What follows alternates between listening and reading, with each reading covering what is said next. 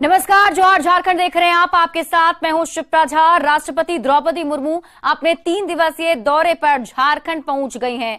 दिल्ली से सेना के विशेष विमान से राष्ट्रपति देवघर पहुंची, जहां झारखंड के राज्यपाल सीपी राधाकृष्णन ने राष्ट्रपति को पुष्प गुच्छ देकर उनका स्वागत किया।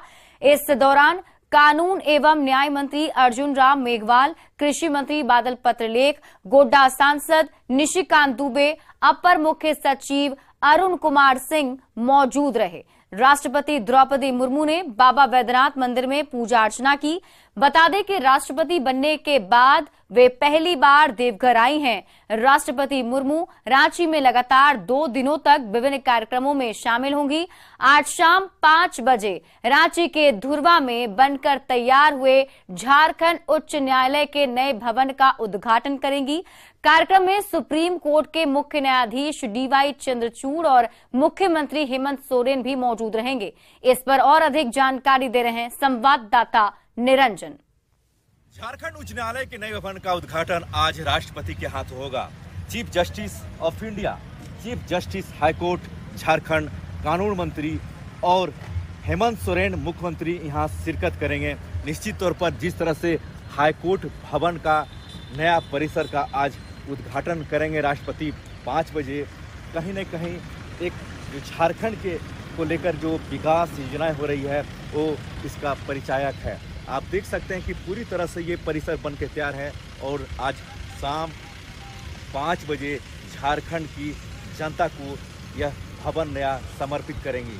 बाबा बैद्यनाथ धाम में पूजा अर्चना करने के बाद राष्ट्रपति यहाँ 10:30 बजे पहुँचेगी।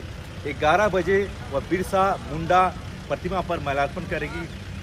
उसके बाद राजभवन जाएगी। वहीं 5 बजे राष्ट्रपति यहाँ आकर जनता को समर्पित करेगी। उनके साथ chief justice of India, chief justice Jharkhand, कानून मंत्री और सीएम हेमंत सोरेन साथ में रहेंगे। निश्चित तौर पर जिस तरह से झारखंड में कई भवन का लगातार शिलान्यास और उद्घाटन हो रहा है, कहीं न कहीं यह झारखंड के विकास को लेकर के एक बहुत बड़ी उपलब्धि है।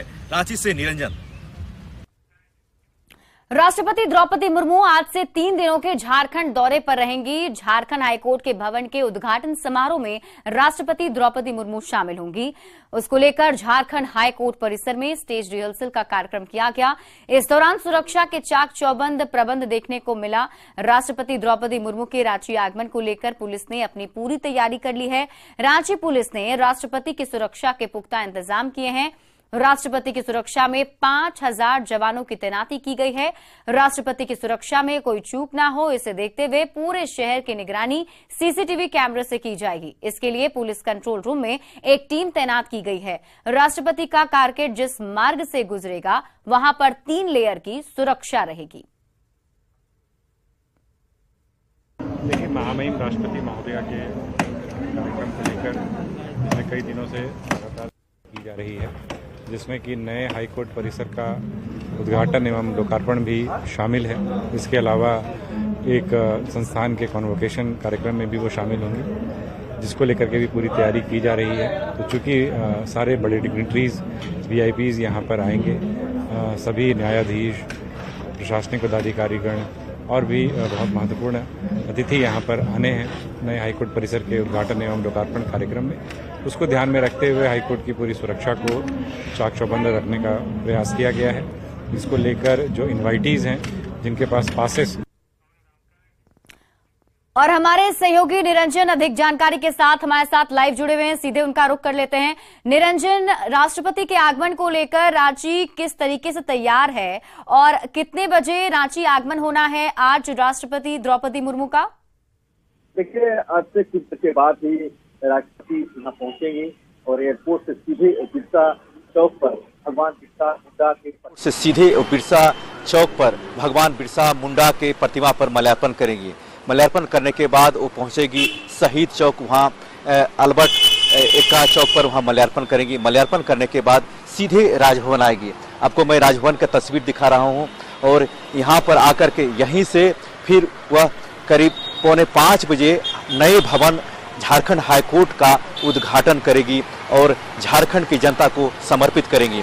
आप देख सकते हैं कि मैं इस वक्त राजभवन में हूं और किस तरह से पूरे राजभवन को दुल्हन की तरह सजाया जा रहा है। देखिए यहाँ जो फूल बाहर से लगाए गए हैं वो सजाया जा रहा है, अभी भी काम चल ही रहा है। कई दिनों से लेकर के पूरे जो झारखंड है यानी उत्सुक है राष्ट्रपति को लेकर के, क्योंकि 3 दिन का प्रवास महामहिम राष्ट्रपति का होना है। और आप देखें कि किस तरह से पूरा का सुरक्षा व्यवस्था मुस्तैद है, चप्पे चप्पे पर पुलिस की नज़र है, हर जगह किसी भी वाहन को ठहरने की इजाज़त नहीं दी जा रही है, सभी जगह पूरा ट्रैफिक कंट्रोल रूम बनाया गया है। 70 से 80 बड़े पुलिस अधिकारी को लगाए गए हैं, 4 वरिष्ठ IAS अधिकारी को नोडल ऑफिसर बनाए गए हैं, कई IPS अधिकारी हैं जो पूरा सुरक्षा व्यवस्था खुद अपने हाथों में लिए हुए हैं। राष्ट्रपति बाबा बैद्यनाथ धाम का पूजा अर्चना कर चुकी हैं अब, और अभी सर्किट हाउस देवघर में कुछ देर रुकने के बाद सीधे एयरफोर्स विमान से लैंड करेंगी भगवान बिरसा मुंडा एयरपोर्ट से लैंड करने के बाद जानकारी मिल पा रही है उनके स्वागत के लिए कौन कौन से नेतागण वहां मौजूद रहेंगे?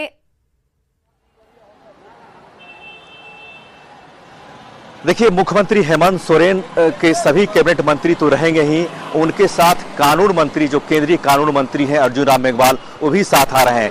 चीफ जस्टिस ऑफ इंडिया और चीफ जस्टिस झारखंड भी साथ में रहेंगे। लेकिन जहां तक की बात है कि पूरा का पूरा जो कैबिनेट है यानी हेमंत सोरेन मुख्यमंत्री सहित कई मंत्री यहां पर मौजूद रहेंगे, क्योंकि इनका निर्धारित कार्यक्रम 1 to 1 है, 1-1 मिनट का कार्यक्रम निर्धारित है।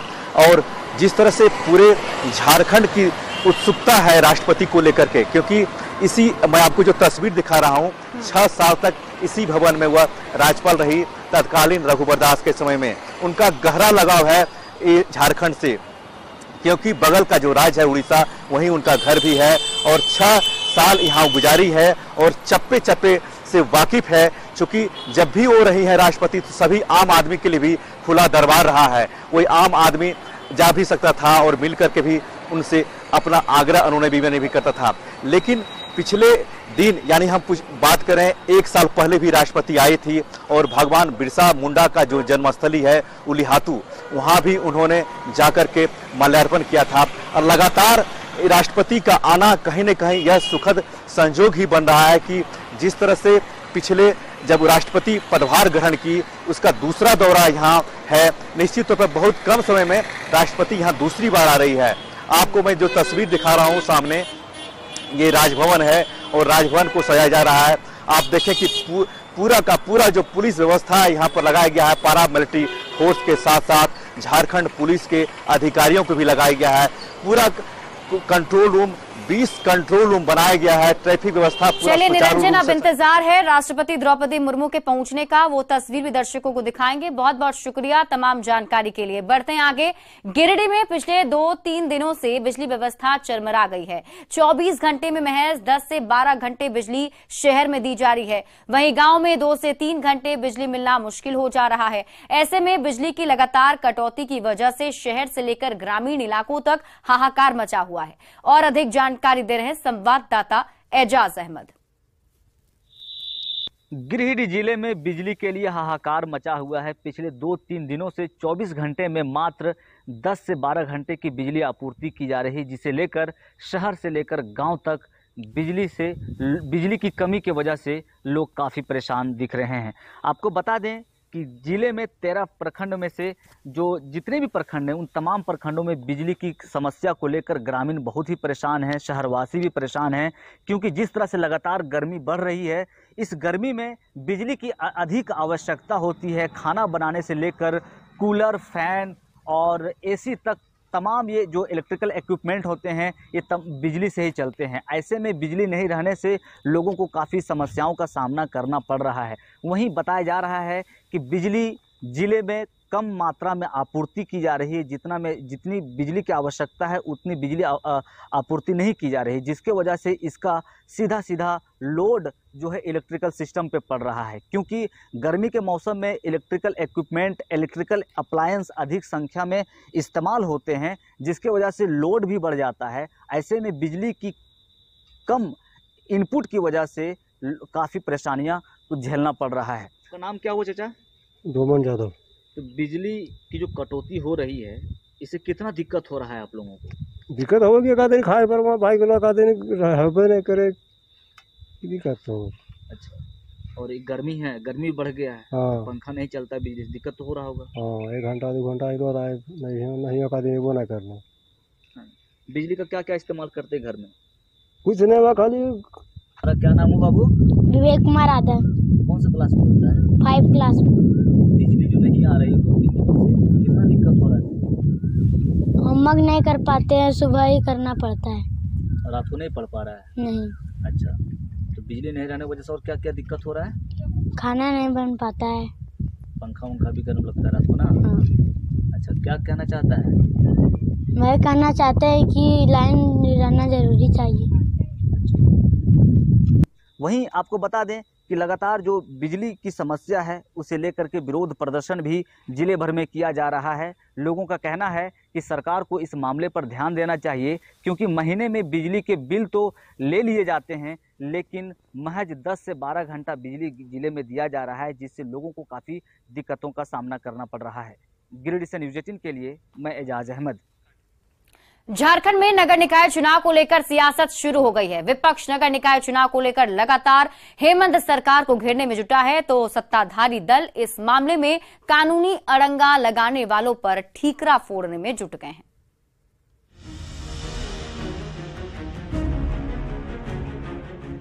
झारखंड में शहर की सरकार का कार्यकाल खत्म हो चुका है और इसे चुनने में हो रही देरी पर राज्य की हेमंत सरकार निशाने पर है। राज्य सरकार पर जानबूझकर चुनाव नहीं कराने का आरोप लगा रहे हैं। बीजेपी ने तो निकाय चुनाव को लेकर सरकार के खिलाफ मोर्चा खोल दिया है। विपक्ष सरकार को ट्रिपल टेस्ट के मुद्दे और जनता के विकास के वादे पर फेल बता रहा है और कह रहा है कि राज्य की जनता ने हेमंत सोरेन सरकार को शहर से लेकर पंचायत तक नकार दिया है और इसलिए चुनाव में देरी हो रही है। शहर की बात है या गांव की बात हो, यह राज्य में चलने वाली सरकार, जेएमएम कांग्रेस आरजेडी की सरकार, जिनके गठबंधन सरकार चल रही है, इन 5 लगभग 3.5 वर्ष बीत चुके हैं और काम के नाम में फिसडी है। इसलिए गांव में चुनाव है या शहर में चुनाव हो, ये जान रहे हैं कि परिणाम क्या आने वाला है। बहुत लोग डरे हुए समय में। दरअसल हेमंत सोरेन की सरकार ने राज्य की ओबीसी आबादी को 27% आरक्षण का प्रस्ताव सदन से पास किया है। पंचायत चुनाव के वक्त भी इसी आरक्षण के आधार पर चुनाव की मांग उठी थी, लेकिन ऐसा हो न सका। अब निकाय चुनाव में ट्रिपल टेस्ट के बाद चुनाव को लेकर कानूनी लड़ाई जारी है। ऐसे में जेएमएम और कांग्रेस कानूनी अड़चनों को निकाय चुनाव की देरी की वजह बता रहे हैं। साथ ही जल्द निकाय चुनाव होने का दावा भी किया जा रहा है। निकाय चुनाव में भी हम चाहते हैं कि ओबीसी के लोगों को आरक्षण का लाभ मिले। उसके हिसाब से जो मानक तय करने हैं वो अभी नहीं हुए हैं। जो भी कारण रहा हो, कोरोना के कारण हो, पिछली सरकार के गंभीर नहीं होने के कारण हो, ये नहीं हुआ है और उसको हम लोग करने में लगे हुए हैं तेजी से। जिस तरह से कानूनी रूप से जो अड़ंगा लगाने का प्रयास बार बार उन लोगों के तरफ से किया जाता है जो लोग इस पर सवाल उठा रहे हैं, तो सवाल ये उठता है कि आप सवाल भी उठा रहे हैं और अड़चन भी डाल रहे हैं, और इसका बहुत सारा उदाहरण। शहर की सरकार नहीं होने से विकास की रफ्तार धीमी पड़ने लगी है। ऐसे में नगर निकाय के कार्यकाल खत्म होने के बाद चुनाव का इंतजार है, क्योंकि चुनाव में जितनी भी देरी होगी, नगर निकाय क्षेत्र में रहने वाले लोगों की परेशानी उतनी ही बढ़ती चली जाएगी। रांची से न्यूज़ 18 के लिए संवाददाता गौरव झा की रिपोर्ट। खबर रामगढ़ से है, जहां गढ़बांध के पास जमीन विवाद में 2 पक्षों के बीच जमकर मारपीट हुई। मारपीट का वीडियो वायरल हो रहा है। मारपीट की घटना में दोनों ओर से कई लोग घायल हुए हैं। दोनों पक्षों ने रामगढ़ थाना में आवेदन देकर एक दूसरे पर जमीन पर जबरन कब्जा करने का आरोप लगाया है। मारपीट के दौरान महिलाओं के साथ भी दुर्व्यवहार किया गया। घायलों का इलाज सदर अस्पताल में चल रहा है और फिलहाल पुलिस मामले की जांच में जुट गई है।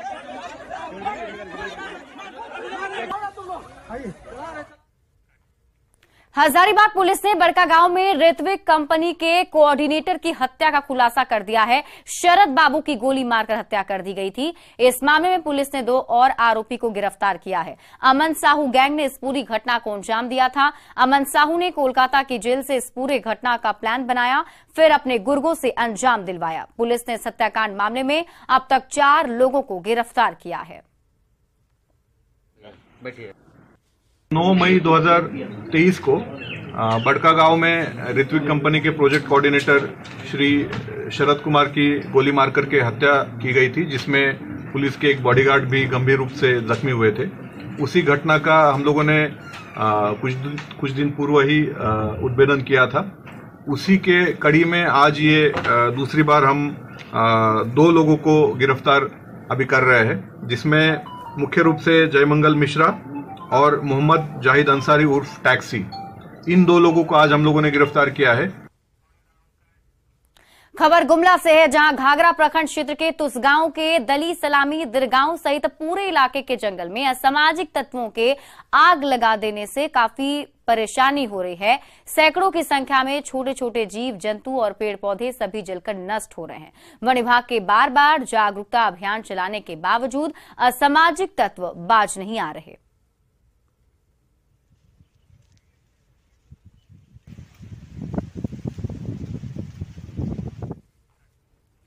झारखंड में नक्सलियों के आखिरी किले को ढहाने की तैयारी चल रही है। चाईबासा में नक्सली लगातार आईडी ब्लास्ट से दहशत मचा रहे हैं। आईडी ब्लास्ट की चपेट में आकर सुरक्षा बलों के साथ ग्रामीणों की भी जान जा रही है। अब सुरक्षा बलों ने आईडी सैनिटाइजेशन अभियान शुरू कर दिया है।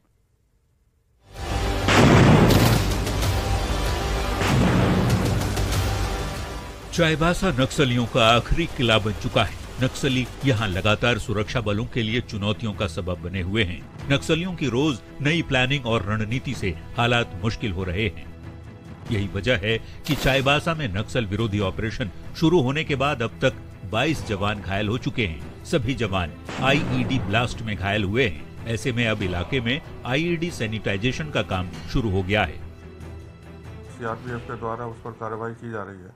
जहाँ तक ये जो आपने ग्रामीणों को कैजुअलिटी होने और नुकसान होने की बात है, तो चूंकि वो एरिया उन लोगों ने उसको पूरी तरह से माइन करके अपने बचाव के लिए पहले से ही उसको माइंस लगा करके, विस्फोटक सुरंगें लगा करके किया हुआ था, तो उसी में जो गांव वाले हैं वो अपने जो जीवन यापन के लिए चाहे तो केंदू पत्ता तोड़ने के लिए और दूसरे कार्यों के लिए जाते हैं, तो उसी में फंस करके उनकी या तो इंजरी होती है या कैजुअलिटी होती है। आईईडी ब्लास्ट के बावजूद जवानों के उत्साह में कोई कमी नहीं आई है और सुरक्षा बल बहादुरी के साथ नक्सलियों के अभेद्य किले में दाखिल भी हो रहे हैं। सुरक्षा बलों के बढ़ते कदमों को देखते हुए नक्सलियों ने अब पेड़ों के बगल में भी आईईडी लगाना शुरू कर दिया है। अगर ऑपरेशन के दौरान जवान पेड़ की आड़ ले भी तो आईईडी की चपेट में आ जाएंगे। नक्सली अपने आखिरी किले को बचाने के लिए हर मुमकिन कोशिश कर रहे हैं।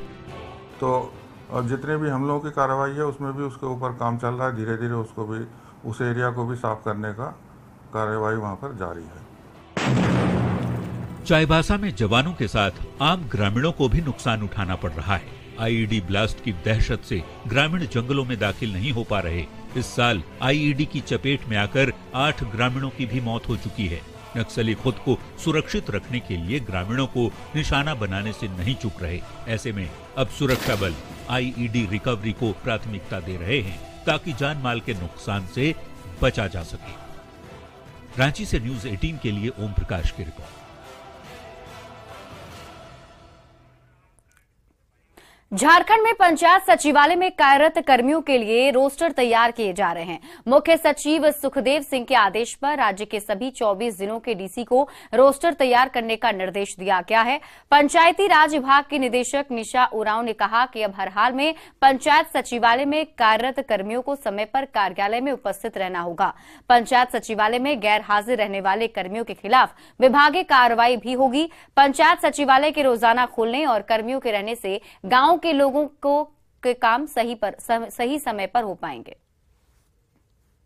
आदरणीय मुख्य सचिव महोदय ने एक वीडियो कॉन्फ्रेंस बैठक हुई थी सारे जिलों के उपायुक्त के साथ, और उसमें आदरणीय मुख्य सचिव महोदय ने निर्देश दिया था सारे उपायुक्त को कि वो एक रोस्टर का निर्माण करें पंचायत पर, जिसमें जो पंचायत स्तरीय जितने कर्मी हैं, जैसे राजस्व के कर्मी, जनसेवक, पंचायत सचिव, जल सहिया, इन सब का एक रोस्टर बनाया जाए और उनकी उपस्थिति जो है सुनिश्चित कराया जाए। इसका उद्देश्य था कि पंचायत सचिवालय प्रतिदिन खुले और जो गांव हैं पंचायत के, उन सबको जो सुविधाएं हैं, सरकारी सुविधाएं और सर्विसेज, वो उनको सुचारू रूप से मिलता रहे।